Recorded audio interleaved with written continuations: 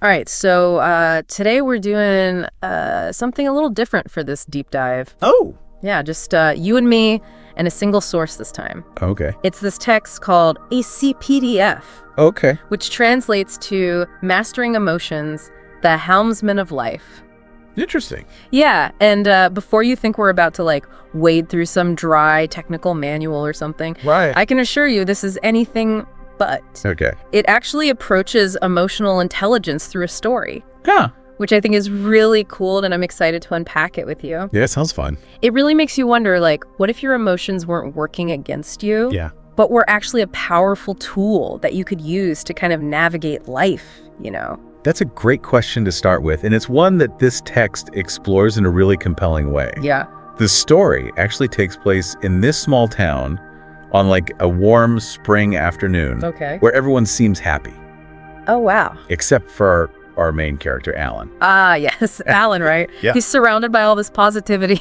Right. But he just can't seem to shake off this negativity. Yeah. That's got to be a tough place to be. It is. It makes me think about those times when you're at a party Yeah. and everyone's having a blast, Right. but you're feeling completely out of sync. Exactly. It highlights how our emotions aren't always a direct reflection of what's happening around us, Right. There's often this whole internal world that's playing out regardless of the external circumstances. So true. So we've got Alan struggling internally despite this picture-perfect town. Yeah. And then he's sitting under this old oak tree Uh-huh. and a wise old man appears. Oh, wow. I gotta admit, I'm a sucker for those mentor figures in stories.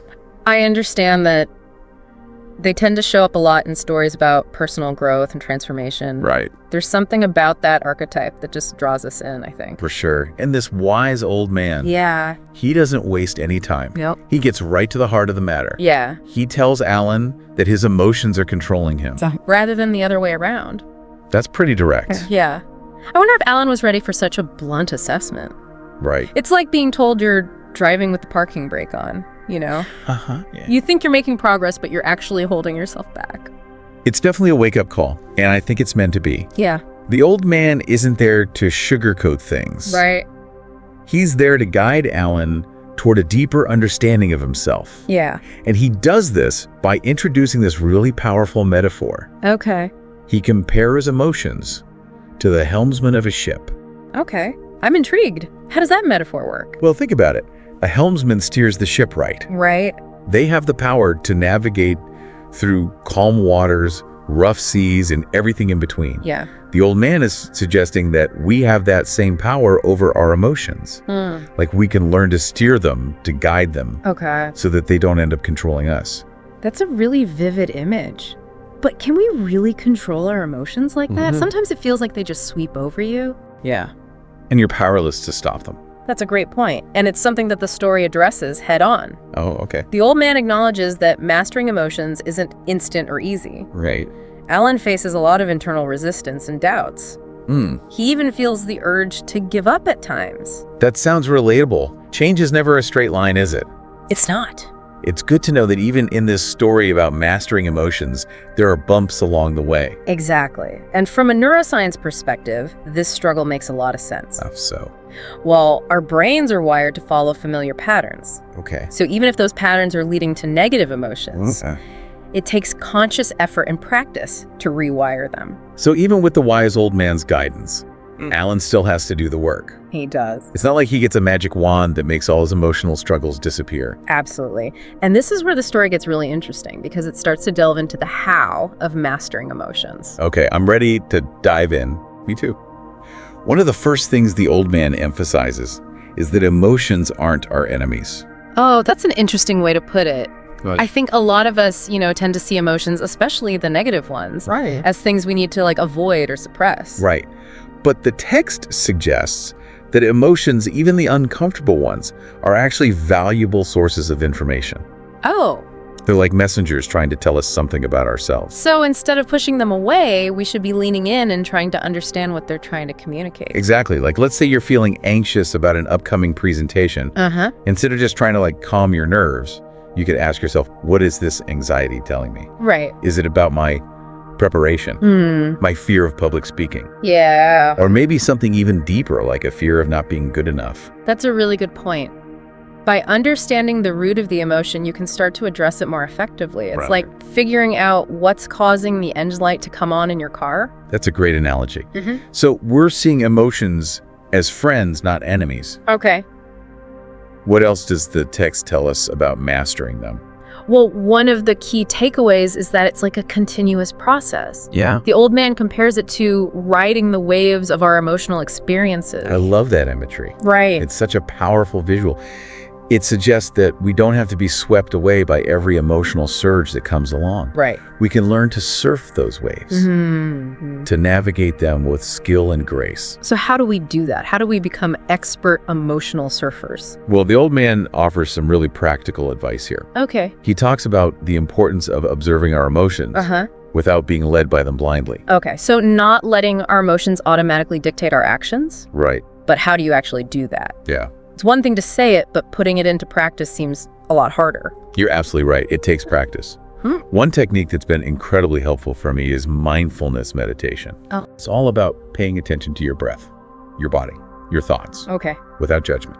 So you're basically creating some space between the feeling and your reaction to it. Yeah. Like hitting the pause button before you respond. Exactly. It's about noticing the emotion, acknowledging it, but not immediately getting swept up in it. You're observing it from a more detached perspective. Another tool you can use is journaling. Oh, right. Writing down your feelings can help you process them in a healthier way. That's a great tip. It's like you're externalizing the emotions so you can examine them more objectively. Exactly. So we've got mindfulness and journaling as ways to create that space. Yeah. What else does the old man suggest? He talks about the importance of seeing every emotional experience as an opportunity for growth, Okay. even the difficult emotions. That's a really interesting perspective. So even a negative emotion like anger or sadness can be valuable. Absolutely. Let's say you get into an argument with a loved one Uh-huh. and you feel this surge of anger. Instead of letting that anger control you and say something you'll regret, Right? you can use it as an opportunity to learn more about yourself. Okay. What triggered that anger? Was it a specific word, Right. a tone of voice, Yeah. or maybe it touched on a deeper insecurity? So it's not about suppressing the anger, but understanding where it's coming from and what it might be trying to tell you. Exactly. By examining our emotions in this way, Yeah. we can gain valuable insights into our triggers, our vulnerabilities, Yeah. and areas where we might need to develop more resilience. This is all starting to make a lot of sense. It's like we're shifting from being reactive to being proactive with our emotions. That's a great way to put it. Yeah. It's about taking ownership of our emotional lives rather than letting our emotions run the show. Yeah. And the text emphasizes that we have more power to do this than we might realize. So we're not just at the mercy of our emotions. Right. We actually have a choice in how we respond to them. Exactly. It's not about denying or suppressing emotions, but recognizing that we have agency in how we manage them. Okay, I'm starting with the picture. We observe our emotions, we create space, we see them as opportunities for growth, and we recognize that we have a choice in how we respond, what happens next in the story. Yeah. Does Alan actually start to apply these principles? He does. Yeah. And it's fascinating to see how his life changes, once he starts putting the old man's advice into practice, Yeah. like watching a flower bloom in time lapse. It's a beautiful transformation. At work, he used to get so overwhelmed by deadlines. Oh, yeah. It sounds like his stress levels were through the roof. I know that feeling deadlines can be brutal. Yeah. It's like they have this invisible force field that sucks all the joy out of a project. I think a lot of people can relate to that. For sure. But after learning to manage his stress, Alan starts approaching those deadlines differently. Okay. He's calmer, more focused, and he even starts enjoying his work again. Wow, that's a pretty big shift. I guess that's the power of emotional regulation in action. It is. Do you think this is something that anyone can learn? Hmm. Or are some people just naturally better at managing their emotions? That's a great question, and it's one that researchers have been exploring for decades. Yeah. And what's fascinating is that studies have shown that emotional regulation is a skill that can be developed, Oh, wow. just like learning to play a musical instrument or speak a new language. So it's not like you're born with a certain level of emotional intelligence Right. and you're stuck with it. Exactly. There's actually hope for those of us who feel like we're constantly battling our emotions. Absolutely. It takes effort and practice, but the brain is incredibly adaptable. Okay. There's this concept called neuroplasticity, Uh-huh. which basically means that the brain can change and rewire itself throughout our lives. That's encouraging. Yeah. So even if we haven't been the best at managing our emotions in the past, Yeah. we can still learn and improve. So Alan's work life is getting better. What about his relationships? Did those change as well? Definitely. The text mentions that Alan used to withdraw from his loved ones when he was feeling down. Yeah. He'd build walls and isolate himself, which probably put a strain on his relationships. Right. I can see how that would happen. It's Was- like you're pushing people away when you need them the most. Exactly. Right. But once Alan learns to communicate his emotions more effectively, his relationships begin to flourish.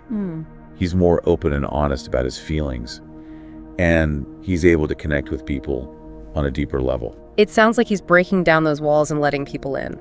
It's amazing how mastering our internal world can have such a profound impact on our external world. It really is.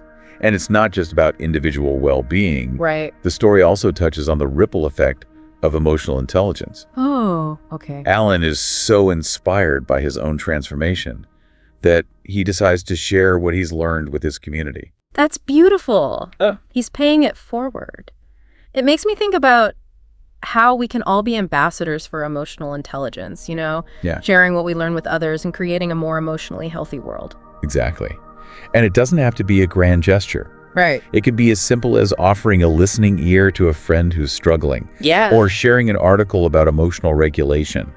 Every little bit helps. This has been such a thought-provoking deep dive, Really has. We started with this story about Alan and his journey of emotional mastery, Right. and we ended up exploring neuroscience psychology and the power of sharing knowledge. What's particularly interesting to me is that this simple story, Yeah, set in a small town, has implications for all of us, right. regardless of where we live or what our circumstances are. It's a universal story about the human experience, really. We all have emotions, Yeah, and we all struggle with them at times. we do. But this deep dive has given me a new perspective on those struggles and a sense of hope that things can get better. And that's what I love about deep dives like this. Yeah? They challenge our assumptions, expand our understanding, and leave us with a sense of possibility. For sure. I think the most important question to ask ourselves now is, What's that? what's one small step you can take today to become more aware of your emotions and start steering your life in a direction that feels more fulfilling? That's a great question to ponder. And remember, even small changes can make a big difference over time. They can. So whether it's starting a mindfulness practice, journaling about your feelings, Yeah. or simply paying closer attention to your emotional landscape, Right. take that first step and see where it leads you. You might be surprised at the incredible journey that unfolds. Thanks for joining us for this deep dive. It was fun. We'll see you next time.